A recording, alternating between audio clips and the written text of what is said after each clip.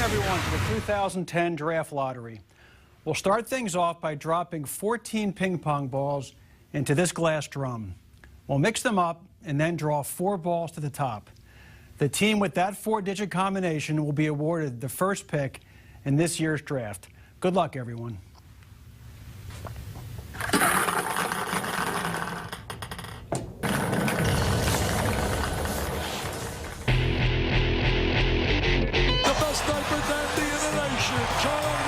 Acrobatic shot. Looks to defend between his legs. Hits 2 defenders, goes behind the back and lays it in. Allowed for Wall, and it's done. Put it in the bag for Kentucky. Number 11, John Wall.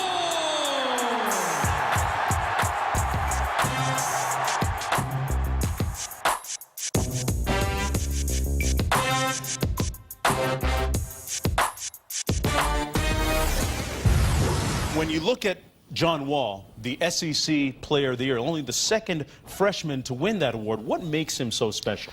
His explosiveness. He's such an outstanding open court player. It's almost impossible to stay in front of him, especially when he gets up a rate of speed going to the basket. And he can also get to the rim. He's explosive off the floor as well. You can throw a lob to him and he can dunk it backwards. He's improving his shot. He can make a set shot. I think he's got to learn to shoot the ball better on the move and get better with his percentages. But I think he's got the potential to be an outstanding defender. He can pass the ball. He's really got the complete package as a player. And I think John Wall is a really hard worker. He is coachable. He's shown that ability where he's willing to listen. And that speaks very well of him as a player. A couple special things about him, too. In the barbershops of Lexington, Kentucky, I hear he's called Blue Jesus, believe it or not. That plus the fact that he actually had a dance named after him because he was such a sensation to start the year. And right now, our Andy Katz is standing by with John Wall. Well, for 2 years, in talking about the 2010 NBA draft, John Wall's name has been talked about as the potential #1 pick. Well, we're finally here. We're going to hear the names of the draft lottery. How much have you been anticipating this lottery night? I've been waiting for a long time, you know. I wanted to do the experience to see how college basketball was, you know. I had a great season there, and, you know, they had a chance to play the game of NBA that I love and that I wish I played my whole life. It means a lot to me, and do it for my family. It means a lot. What's it going to mean when you see which team actually gets that top pick? Well, to be honest, it don't really matter to me, you know. I'm happy to be in this situation, to play the game that I love the most, to have a chance to be in the NBA next year and play on the court. It means a lot to me and my family. Why do you think you're ready to go in, not just be the top pick, but have an impact in the NBA next season? Because I'm a hard worker, you know. I'm going to listen to whatever everybody got to tell me. I'm going to listen to the coaching staff. I'm going to listen to the veterans.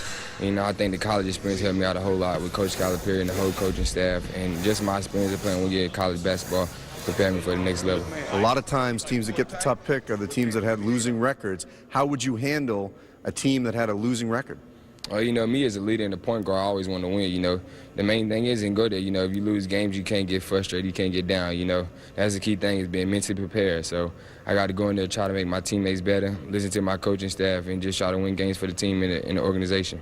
Well, in a poll of almost a third of the NBA teams that ESPN.com did, John Wall was the consensus #1 pick.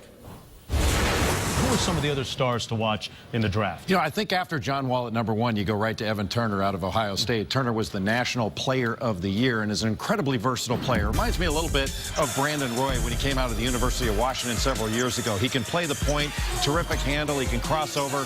He's not a superior athlete, but a very good athlete that can play and defend multiple positions. One of the things he needs to do is improve his shooting consistency, improve his shooting range. He also needs to cut down on his turnovers. He averaged over 4 turnovers per game. So after Wall and Turner, you go to big guys. Derek Favors, the freshman out of Georgia Tech. DeMarcus Cousins, another freshman big guy out of Kentucky. And Wesley Johnson out of Syracuse, played 2 years at Iowa State before he transferred to the Orange. Let's take a look at Derek Favors, a superior athlete, very explosive off the floor, a guy that can rebound and block shots. Needs to be much more assertive on the offensive end, a little bit raw, has to improve his moves and the ability to knock down a 15 to 17-foot jump shot, but an outstanding prospect with a high ceiling. And DeMarcus Cousins, no one was more productive per minute as a big guy in college basketball basketball last year than Cousins. Very skilled. He's got outstanding hands. Just a load inside in a long wingspan where he plays bigger than he's listed. Going to the next 5, 6 through 10. It starts with Greg Monroe of Georgetown, a lefty, an outstanding passer that rebounds at a very high rate. Al-Farouq Aminu, a guy who can really run the floor, another outstanding athlete that has a lot of skills. Epi Udoh can block shots, another guy that can rebound, is getting better and better and knocking down face-up jump shots. Luke Babbitt and James Anderson, both terrific scorers and guys that can shoot the ball from the perimeter. Well, one final look at the odds. The Nets with the best chance at the #1 pick, 25%, and on down the line from there. Well, the time has come, and here is NBA Deputy Commissioner Adam Silver, who will reveal the final order for the 2010 NBA Draft. Adam? Thank you, Mark, and good luck, everyone. The 14th pick goes to the Houston Rockets. This is the 3rd time in the last 10 years that the Rockets have missed the playoffs despite a winning record. The 13th pick will be made by the Toronto Raptors. The Raptors' big question this offseason surrounding the impending free agency of All-Star Chris Bosh. The 12th pick belongs to the Memphis Grizzlies. The Grizzlies won 16 more games this season than last season and have 3 first-round picks. Picking number 11 will be the New Orleans Hornets. The Hornets are one of 4 lottery teams currently looking for a head coach. The 10th pick in the draft will go to the Indiana Pacers. The Pacers missed the playoffs for the 4th straight season, Danny. The time since drafting Reggie Miller back in 1987. The 9th pick will be made by the Utah Jazz. Utah's pick originally belonged to the Knicks and was acquired through the Suns in 2004. The 8th pick goes to the Los Angeles Clippers. Blake Griffin, the 2009 first pick, returns after missing all of last season with a knee injury. The 7th pick will be made by the Detroit Pistons. The Pistons missed the postseason for the first time since 2001. Things holding exactly to form so far. Pick number 6 belongs to the Golden State Warriors.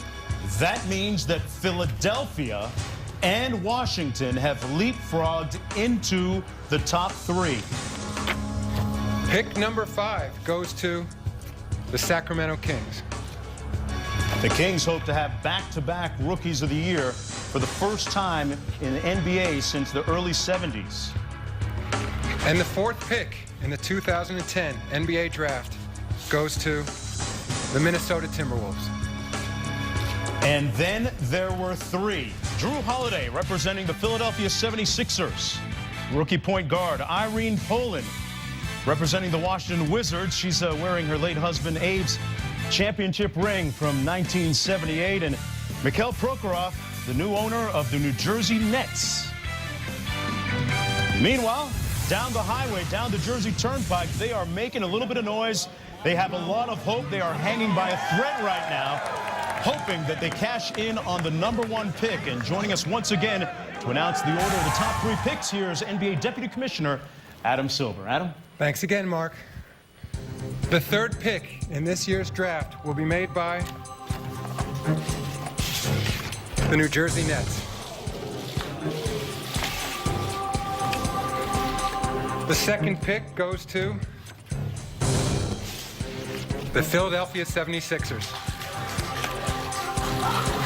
And that means the #1 pick in the 2010 NBA Draft will be made by the Washington Wizards. Well, that is the 2nd time that the Washington Wizards have had the #1 pick in the NBA Draft. The last time they had the pick was in 2001 when they selected Kwame Brown. The Wizards, with a lot of time between now and June 24th to decide who they will select as #1 in the NBA Draft. And right now, let's join Heather Cox standing by with Ted Leonsis. Heather?